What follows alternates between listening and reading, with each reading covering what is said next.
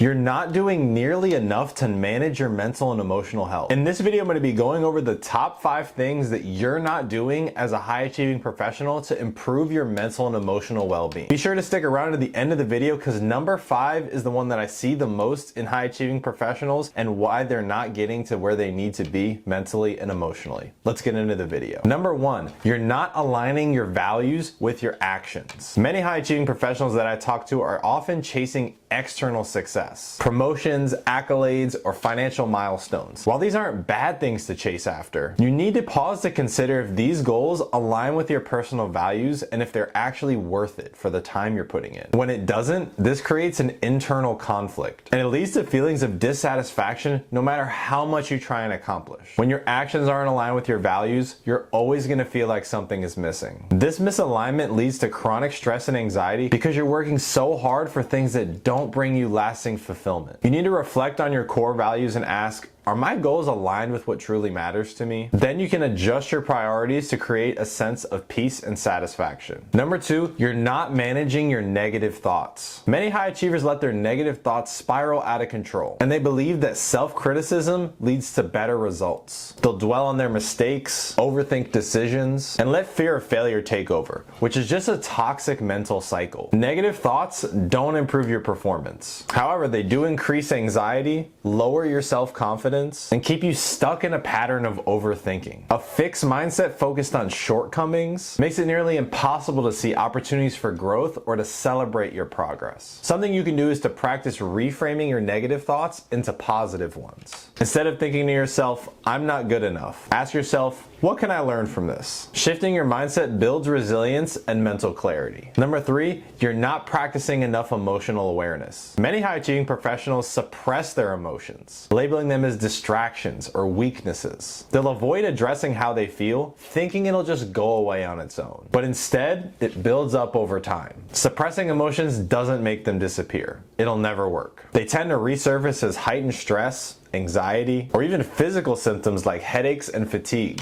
Ignoring your emotions keeps you stuck in reactive patterns, ones that undermine your physical and mental health. What you need to do is develop emotional intelligence by identifying and processing your emotions. You can use tools like journaling, mindfulness, or talking to a coach to release and understand these feelings. Number 4, you don't have sustainable habits and they're impacting your emotional well-being. Many high achievers approach mental health improvement as an all or nothing exercise. They'll try to overhaul their entire routine at once, like they can just flip a switch. But when you can't maintain these unrealistic changes, you go straight to burnout. Unsustainable habits create a cycle of frustration and inconsistency. This approach only adds more pressure and reinforces the belief that improving your mental health is too hard or impossible. The way forward is to focus on small, consistent changes, ones that fit into your daily routine that you can repeat over and over. Things like 5-minute mindfulness exercises, a short walk, or breathing exercises that you can do anytime. Number 5, you're not asking for help and it's costing you your peace of mind and your emotional well-being. High achievers often see asking for help as a sign of weakness or a sign that they're not capable. They'll try to handle everything on their own even when they're clearly struggling. However, going at it alone only amplifies your stress and limits your growth. When you don't have outside help, it's harder to see your blind spots, and it's harder to develop effective strategies to overcome your mental and emotional challenges. You need to reframe seeking help as a sign of strength, not a sign of weakness. Whether it's a coach, therapist, or trusted mentor, asking for guidance accelerates your progress and equips you with the tools so that you can thrive both personally and professionally. Taking care of your mental and emotional health is not just a bonus to the professional success you may have. It's a consistent endeavor to support your performance as well as your well-being. If you want our help to develop a comprehensive, personalized plan to help you conquer your mental and emotional challenges,